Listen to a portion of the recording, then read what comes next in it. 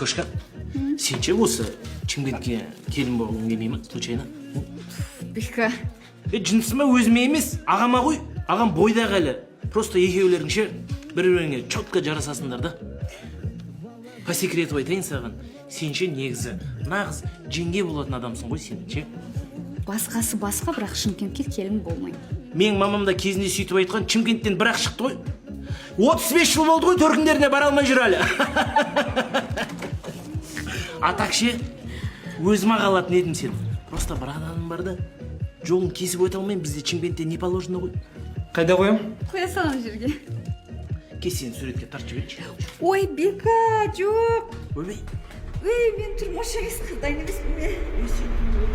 Қыздың жүрегін жалау үшін лейтенант, уверенность керек, сосын әрекет керек. Ол сенде грузчик деп емес, еркек деп қарау керек да саған. Болды.